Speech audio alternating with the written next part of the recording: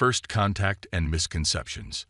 In my 3 centuries as the Galactic Confederation's chief military analyst, I have witnessed the rise and fall of countless civilizations. Yet none have fascinated me more than the humans. I remember preparing my first report on their species and how catastrophically wrong my initial assessment would prove to be. The day of first contact seemed unremarkable. Our long-range sensors detected a primitive radio signal emanating from a spiral arm of the galaxy, from a blue-green world the natives called Earth. Standard protocol dictated observation before engagement, so for 50 cycles we watched. They were amusing, these humans. Their global communication network buzzed with an endless stream of entertainment, commerce, and mundane daily activities. They fought their wars with crude projectile weapons and argued endlessly about resources and territories. Nothing suggested they would become what they are today. When we finally made contact, their response defied our predictions. Instead of panic or aggression, they responded with curiosity and cautious diplomacy. Their leaders, gathered in what they called the United Nations, presented a unified front that impressed even our most cynical observers. They asked intelligent questions about our technology, our society, and our intentions. Most importantly, they listened. What truly caught our attention was their approach to joining the Confederation. Unlike other species who either cowered in fear or attempted to demonstrate military might, humans focused on trade agreements and cultural exchange programs. They seemed almost apologetic about their military capabilities, preferring to showcase their achievements in medicine, arts, and environmental restoration. Their military, when we finally inspected it, appeared modest by Confederation standards. Their ships still relied heavily on chemical propulsion, their weapon systems seemed outdated, and their defensive capabilities looked barely adequate for planetary defense. My initial report classified them as a Category 3 civilization, capable of interstellar travel but lacking significant military potential. How wrong I was.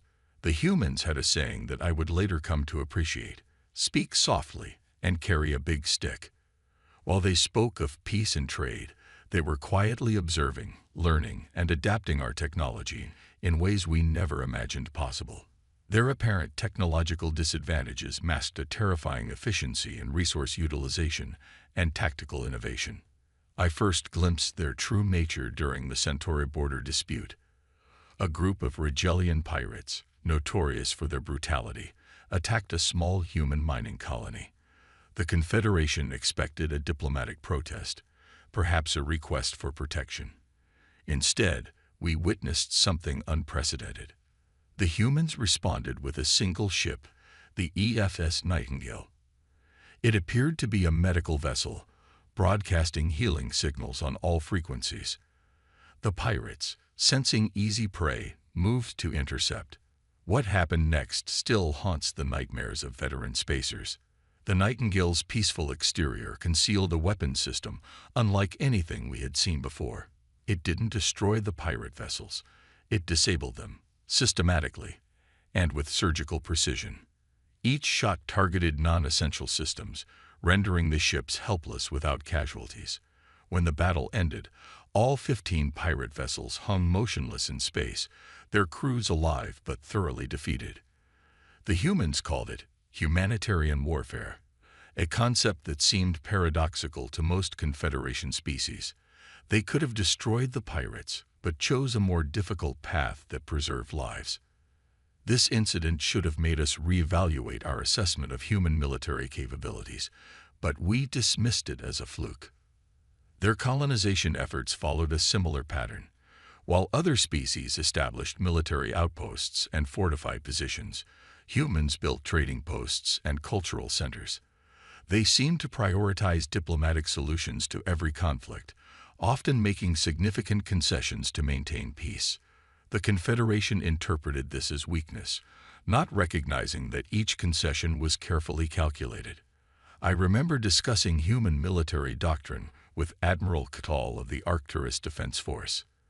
"They're too soft," he declared, "too focused on preserving life. In real war, such hesitation leads to defeat." I noted his observations in my reports, but added a personal caveat. Their dedication to minimizing casualties may indicate a deeper understanding of warfare's cost. As humans expanded their influence through trade and cultural exchange, they maintained this apparent pacifistic stance. They joined peacekeeping missions, provided humanitarian aid, and mediated conflicts between other species. Their military remained modest in size, their weapons seemingly unchanged. Yet they invested heavily in defensive technologies, shield systems, and what they called non-lethal deterrence. We should have questioned why a species so devoted to peace maintained any military at all. We should have wondered about their insistence on developing defensive technologies beyond their apparent needs. We should have noticed how their ships, while outwardly primitive, could outmaneuver our most advanced vessels in joint exercises. But we didn't. We saw what we expected to see: a young, idealistic species more interested in trade than warfare. Even as they expanded their sphere of influence, even as their technology quietly evolved, we maintained our original assessment. Humans were categorized as skilled diplomats and traders, nothing more. The Varaxian Empire shared our misconceptions. As their war fleets gathered at the edge of human space, they expected another easy conquest. After all, humans had never demonstrated any significant military prowess. They had backed down in every major confrontation, chosen negotiation over conflict, compromise over confrontation. The Varaxians would learn, as we all would, that humanity's reluctance to wage war did not stem from inability, but from a profound understanding of its consequences. They were not weak. They were waiting. Not hesitant, but patient. Not incapable of war, but masters of its darkest arts who chose to walk a different path. As I complete this section of my report, I cannot help but reflect on the irony. We dismissed humans as reluctant warriors, never understanding that their reluctance was their greatest strength. They did not avoid war because they feared it, but because they respected its power. And when finally forced to fight, they would demonstrate a mastery of warfare that would reshape our understanding of what it means to be truly powerful. The signs were there all along. We simply lacked the wisdom to see them. The breaking point. The Varaxian Empire's first incursion into human space came without warning. 3 border colonies fell in less than a standard week. The attacks followed their usual pattern: overwhelming force, maximum destruction, no survivors. The Confederation Council convened an emergency session, expecting humans to plea for military intervention. Instead, they surprised us again. Earth's ambassador, Sarah Chen, approached the podium with unusual calm. "We request a direct communication channel with the Varaxian leadership," she announced. "No demands for justice. No calls for retribution. Just a simple request for dialogue." The council chambers erupted in whispers of disbelief. I was present during that session, analyzing human response patterns. Their composure seemed incongruous with the loss they had just suffered. My instruments detected no unusual stress patterns in Ambassador Chen's voice, no elevated hormonal levels indicating fear or anger. She displayed the steady readiness of a seasoned commander, not the desperation of a defeated diplomat. The Varaxians accepted the communication request, likely amused by what they perceived as human weakness. Their supreme commander, Vextor, appeared on the council's central display, his scaled face twisted in what passed for a smile among his kind. "Have you come to discuss terms of surrender?" he asked. What happened next should have warned us all. Ambassador Chen smiled back, but it wasn't the nervous smile of a victim. It was the patient smile of a teacher dealing with a particularly slow student. "No, Commander Vextor. We've come to offer you a choice." She proceeded to lay out terms that shocked the council. Humans would cede the conquered territories to the Varaxian Empire, along with a significant buffer zone.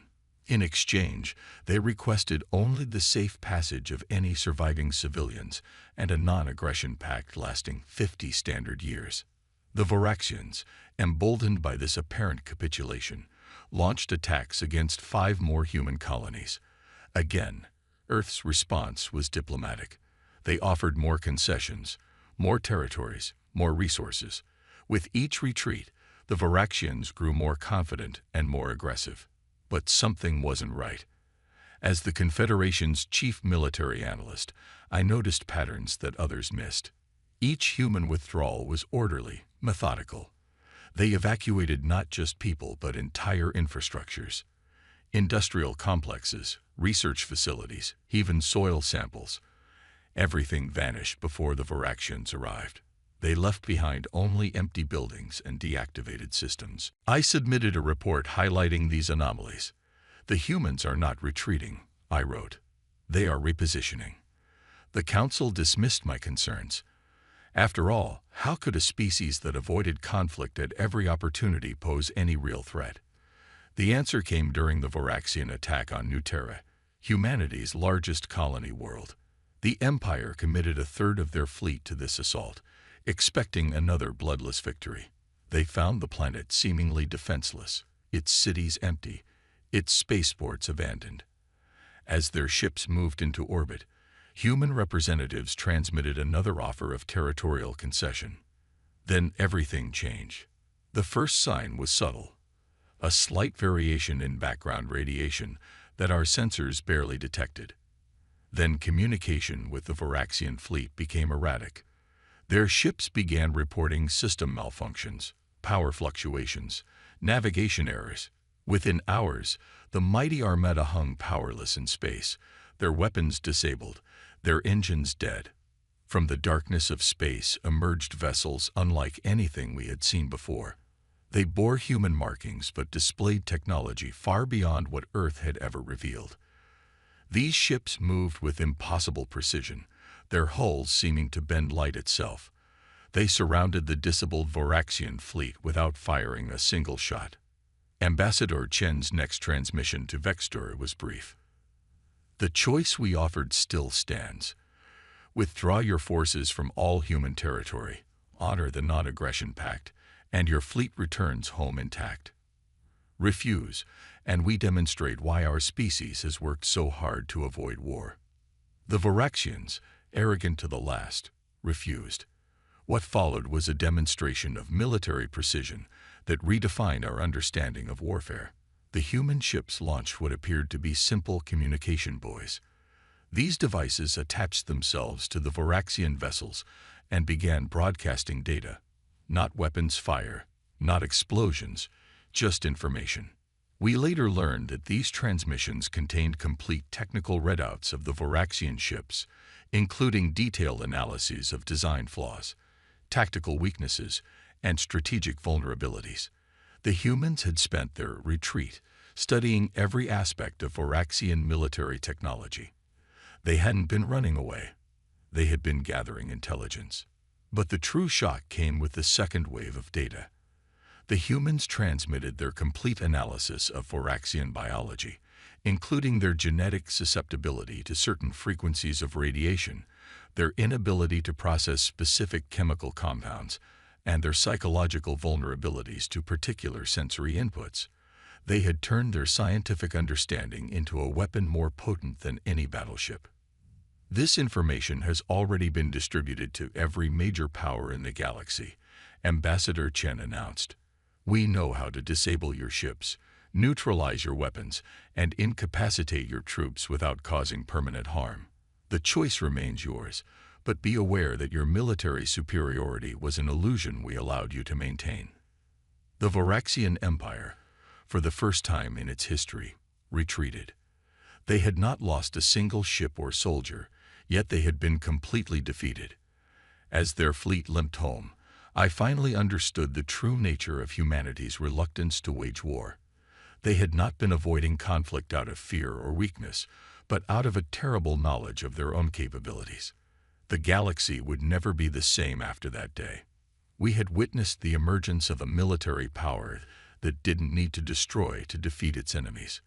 The humans had mastered the art of victory without violence, and in doing so, had become something far more frightening than mere conquerors.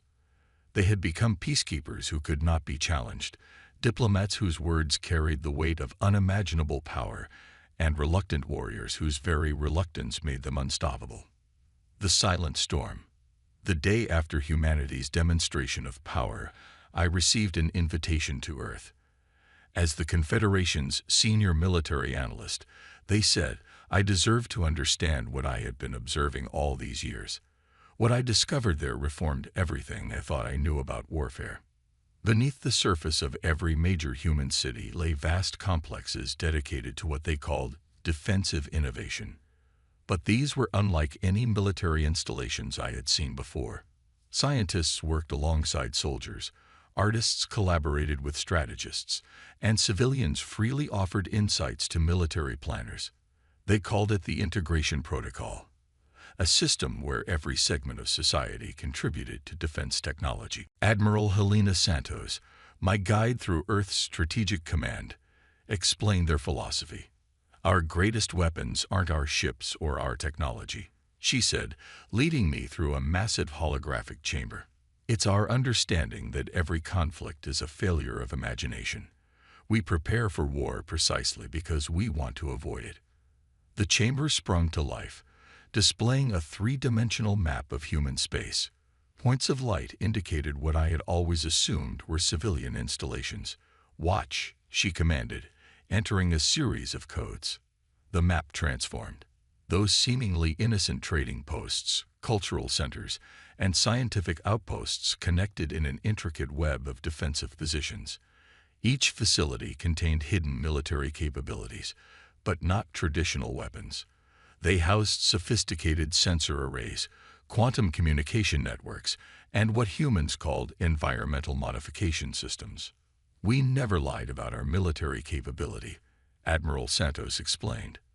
"We simply allowed others to underestimate the scope of what we consider military assets. Every human colony, every trading post, every diplomatic mission is part of our defense network.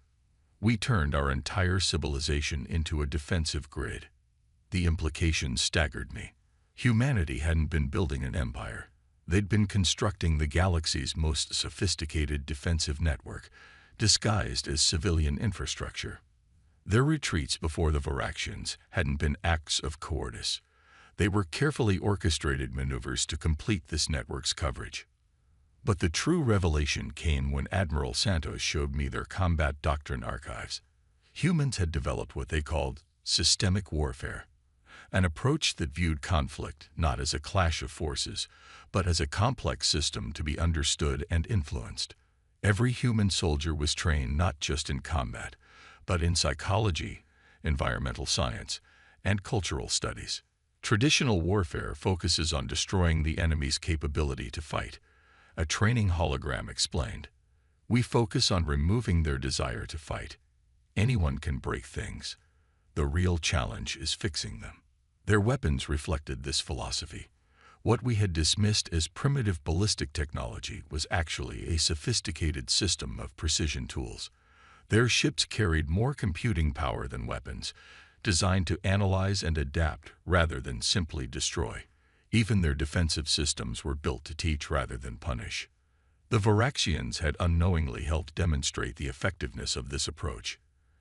Every attack against human territory had been recorded, analyzed, and added to an ever-growing database of tactical responses. The humans hadn't just been gathering intelligence. They had been learning how to defeat their enemies without fighting them. But perhaps most shocking was their contingency planning.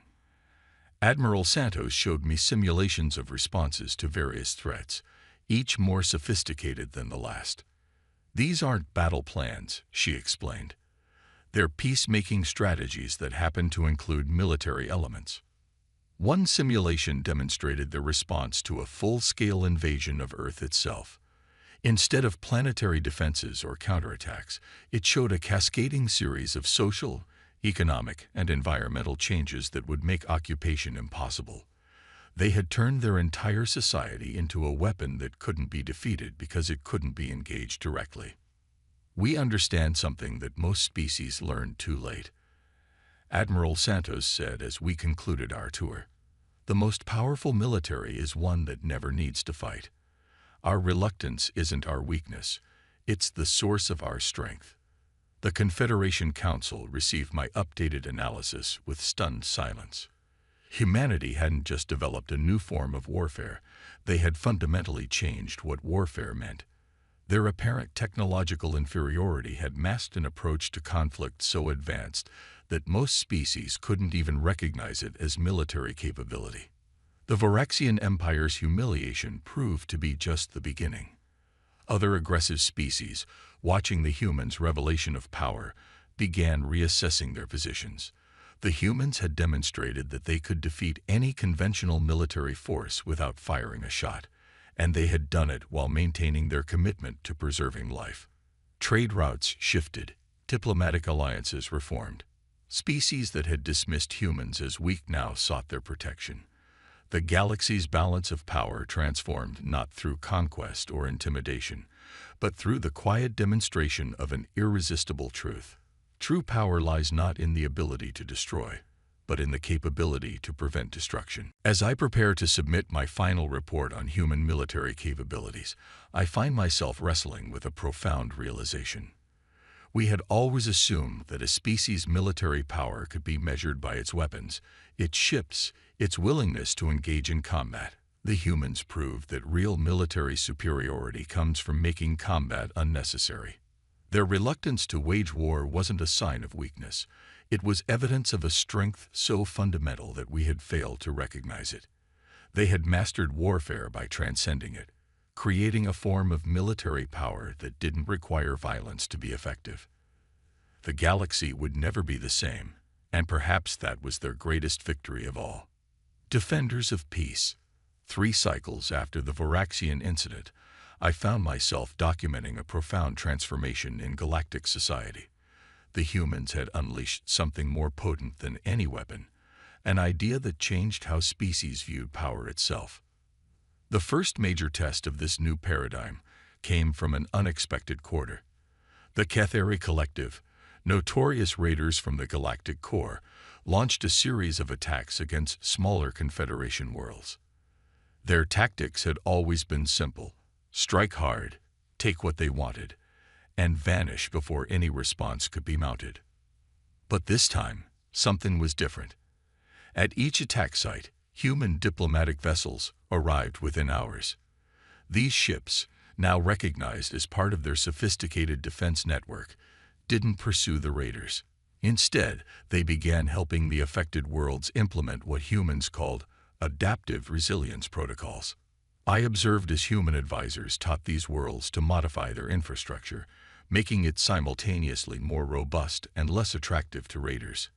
They introduced self-repairing technologies, decentralized resource storage, and automated defense systems that focused on protection rather than retaliation.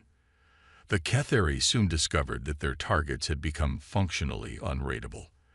Their victims could now absorb and recover from attacks faster than the raiders could mount them. More importantly, the spoils of their raids had become worthless. Resources were now stored in forms that only the rightful owners could effectively use. "You've taught them to become like you," I remarked to Ambassador Chen during a council session. "No," she corrected me. "We've helped them discover their own strength. Every species has the capacity to defend without destroying. We just show them how to find it." The human approach spread like a virus of peace. Worlds that had lived in fear of stronger neighbors began implementing their own versions of systemic defense. Trade routes once guarded by heavily armed warships now flowed freely, protected by interlocking networks of passive security measures. But perhaps the most remarkable change came in how conflicts themselves evolved. When disputes arose between species, they increasingly sought human mediation, not because humans were neutral, but because they had proven that the most powerful party in any conflict could afford to be the most reasonable. I witnessed this firsthand during the Centauri Ring crisis. 2 species claimed the same resource-rich asteroid belt, and traditional diplomacy had failed to prevent mounting military tensions. The humans proposed what they called a mutual elevation solution. Instead of arbitrating who owned the territory, they helped both species develop technologies to access resources that had previously been unreachable. The contested asteroid belt became unnecessary, as both civilizations expanded into new resource frontiers. The potential war transformed into a cooperative technological revolution. Conflict, A human diplomatic AI, explained to me, is often just a failure to recognize abundant alternatives. The Confederation's military doctrine underwent radical revision. Species that had prided themselves on their martial might began investing in what humans called peace-positive technologies, innovations that increased their security by raising the prosperity and stability of their neighbors. Even the Voraxians, still nursing their wounded pride, started shifting their enormous military infrastructure toward defensive technologies. Their ships, once bristling with weapons, began carrying more diplomatic and humanitarian capabilities. The humans didn't defeat us, a Voraxian admiral admitted to me during a security conference. They showed us a better way to be strong. But it wasn't all smooth transformation. Some species resisted this new paradigm, claiming it would lead to stagnation or weakness. The humans met these concerns with characteristic patience, never forcing their approach on others, but consistently demonstrating its effectiveness. When the Drachnid hegemony threatened to break away from the Confederation, claiming the new peace protocols made them vulnerable to external threats, humanity responded with an offer of joint defense planning.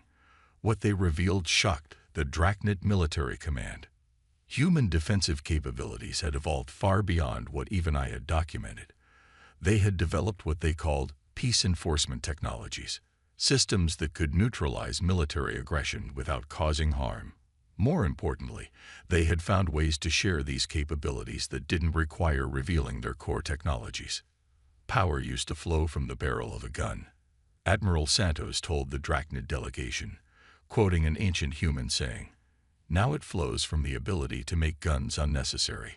The hegemony not only remained in the Confederation, but became one of the strongest advocates for human defensive doctrine. Their warriors, once celebrated for their combat prowess, became renowned for their skill in preventing conflicts before they began. Perhaps the most profound change I observed was in how younger species viewed conflict. Civilizations just achieving interstellar travel no longer rushed to build weapons or establish military dominance. Instead, they sought to develop resilient societies and cooperative defense networks. Human diplomatic corps traveled extensively, teaching what they called the mathematics of peace, complex systems of interaction that made warfare progressively less advantageous and eventually impossible between participating species. "We're not trying to change the galaxy through force," Ambassador Chen explained during one such mission. "We're showing that force itself is outdated. True power lies in making conflict obsolete." As I compile this section of my report, I find myself reflecting on the elegance of the human approach. They had taken the most basic drive of all species, the desire for security, and transformed it from a source of conflict into a force for cooperation. Their reluctance to wage war had never been about fear or weakness. It was born from the profound understanding that the strongest warriors are those who make fighting unnecessary. In teaching this lesson to the galaxy, they had become not just powerful, but truly indispensable. The price of victory. A decade has passed since humanity revealed their true nature to the galaxy. As I prepare to retire from my position as Chief Military Analyst, I find myself compiling what may be my most important report yet. An analysis of how a species that refused to wage war reshaped our understanding of power itself. The humans had a saying, "The war you prevent is the greatest victory you can achieve." Initially, we dismissed this as naive idealism. Now we understand it as the foundation of the most effective military doctrine the galaxy has ever seen. Today, I witnessed something that would have been unthinkable just a few years ago. The Voraxian Empire and the Cathari Collective, once bitter enemies, jointly inaugurated a strategic defense initiative based on human principles. Their representatives stood together in the Confederation Council, describing how their shared defensive network had made traditional military confrontation obsolete. "We once measured strength by our ability to destroy," the Voraxian Supreme Commander declared. "The humans showed us that true power lies in making destruction unnecessary." But this transformation came with its own challenges. As more species adopted human defensive protocols, new questions arose. Some feared that humanity's approach would lead to cultural homogenization or technological dependence. The humans, characteristically, had anticipated these concerns. Each species must find its own path to peace. Ambassador Chen explained during a crucial council session. We don't offer solutions, we offer possibilities. The strength of our approach lies in its ability to adapt to different cultures and values. This flexibility proved crucial during the recent Arcadian crisis. The Arcadians, an ancient species known for their rigid adherence to traditional combat doctrines, initially rejected all human influence. When their territory faced a devastating natural disaster, they reluctantly accepted human aid. What they discovered surprised everyone. The human response teams didn't try to change Arcadian military structure. Instead, they showed how traditional Arcadian warrior principles could be applied to disaster prevention and recovery. The same precision and discipline that made them fearsome warriors made them exceptional at preserving peace. The humans didn't ask us to abandon our ways, the Arcadian war chief told me. They showed us how to fulfill our highest ideals without requiring an enemy to fight. Perhaps the most profound change I've observed is in how we understand conflict itself. Humanity's approach revealed that most wars arise not from genuine disagreement, but from an inability to imagine alternatives. Their defensive networks don't just protect against attacks, they actively generate new possibilities for cooperation. The statistics tell a compelling story. In the decades before humanity's influence, the Confederation averaged 37 major military conflicts per cycle. Last cycle, we recorded only 2, both quickly resolved through automated defensive protocols before any casualties occurred. But the humans aren't satisfied. They continue to innovate, not in weapons technology, but in what they call peace architecture, systems that make conflict progressively less likely and less rewarding. Their latest project, the Galactic Resilience Network, aims to create a self-sustaining peace that doesn't require active maintenance. The ultimate defense, Admiral Santos explained to me, is a galaxy where war isn't just unlikely, it's irrelevant. Some critics argue that humanity's approach has made them the de facto rulers of the Confederation.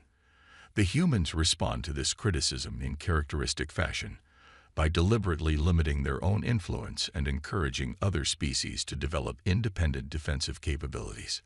We don't want to be the galaxy's peacekeepers, Ambassador Chen told the Council recently. We want peace to keep itself. This philosophy was tested during the Exodus event, when a previously unknown species arrived at the galaxy's edge, fleeing from some distant catastrophe. Traditional doctrine would have seen them as a potential threat. Instead, the human-influenced Confederation immediately began helping them establish their own defensive infrastructure. The strongest shield, humans like to say, is a neighbor who has no reason to attack you. As I conclude my final report, I find myself reflecting on the true nature of humanity's victory. They didn't just win a war or establish dominance. They fundamentally changed how the galaxy understands power, strength, and security. Their reluctance to wage war wasn't a sign of weakness. It was evidence of a wisdom that took the rest of us too long to comprehend. In showing us that true strength lies not in the ability to win conflicts, but in the capacity to make them unnecessary, they achieved something far greater than military victory. They created a peace that perpetuates itself. Looking back on my initial assessment of human military capability, I'm struck by how thoroughly I misunderstood what I was seeing. We all did. We thought their reluctance to fight meant they couldn't. In reality, they had simply progressed beyond the need for traditional warfare. The humans remain enigmatic in many ways.